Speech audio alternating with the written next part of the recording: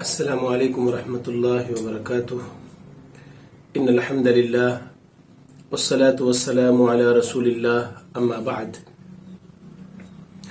قال اللہ تبارک وتعالی ان اللہ لا یغیر ما بقوم حتى یغیروا ما بانفسهم۔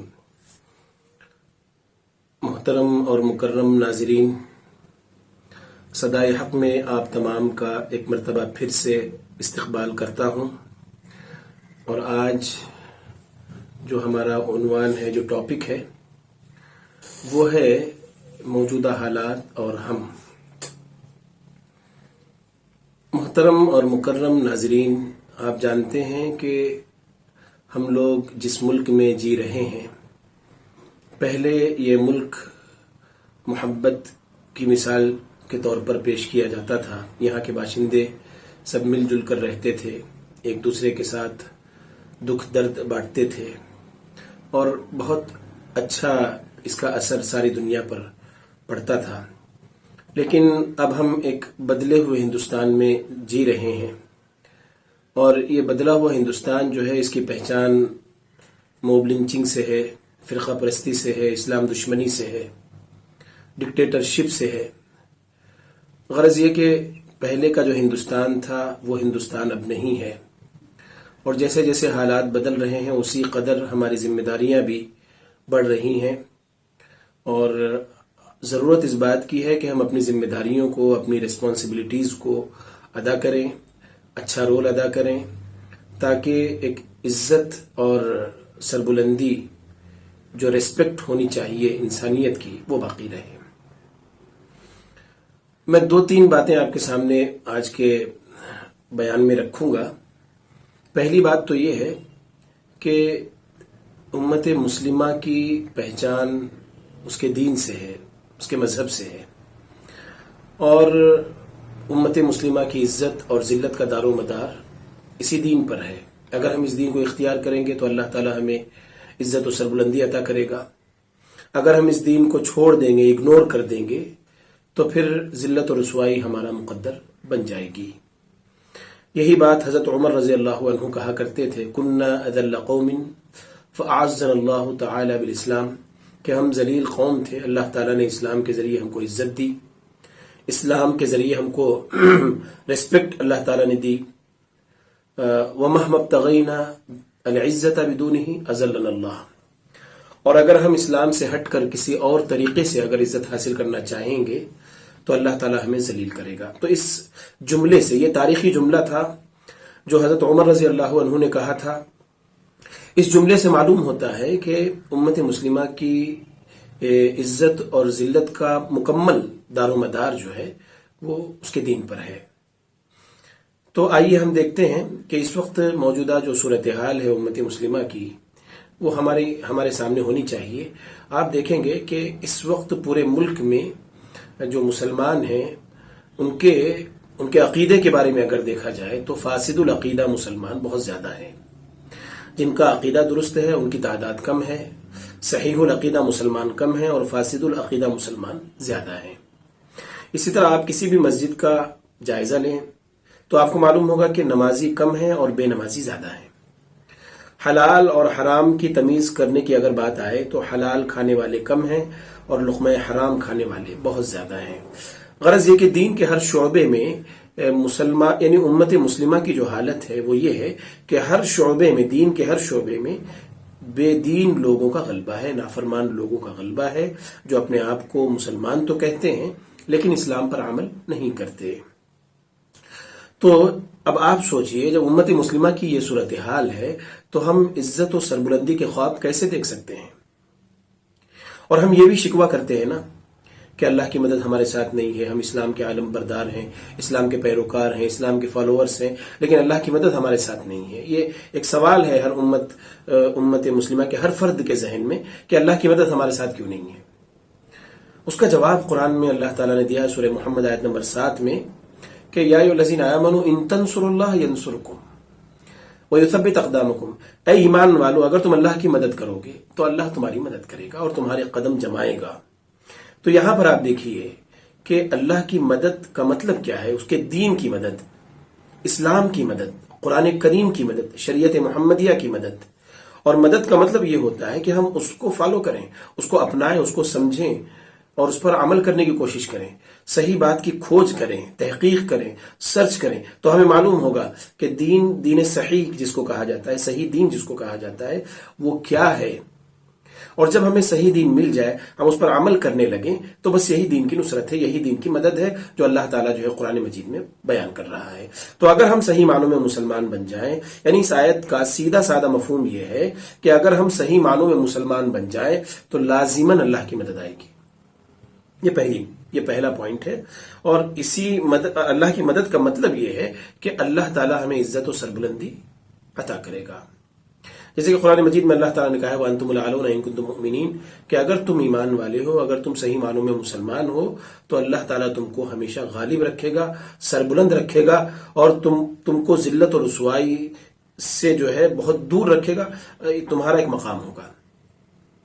تو یہ پہلی چیز ہے کہ ہم دین کو سمجھیں اور دین کو اپنائیں۔ اور دوسری چیز جو ہے وہ ہے کہ ہماری صفوں میں اتحاد ہو۔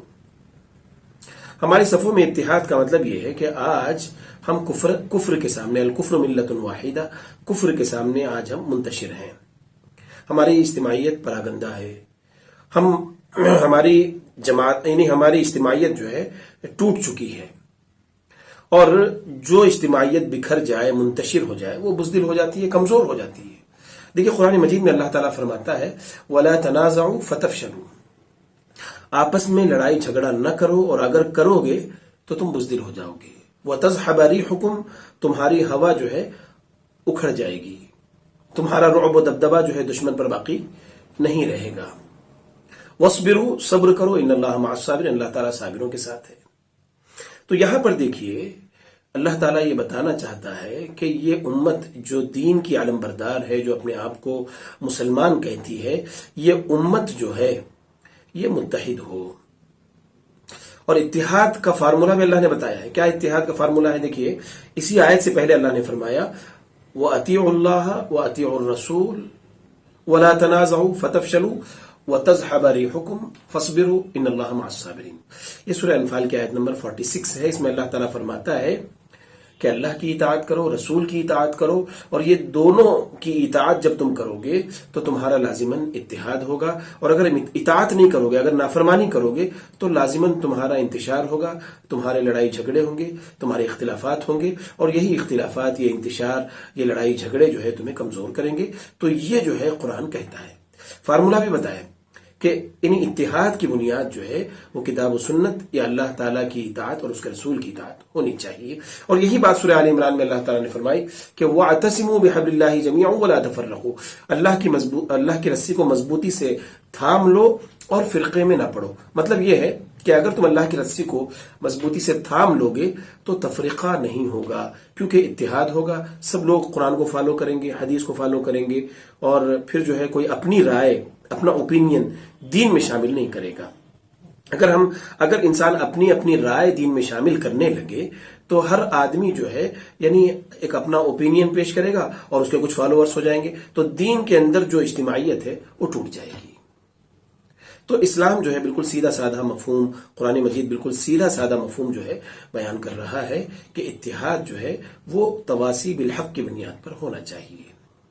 اور تواصی بالحق یہ ہے کہ ہم حق کی وصیت کریں، ہم آپس میں مل جل کر رہیں حق کی وصیت کے ساتھ۔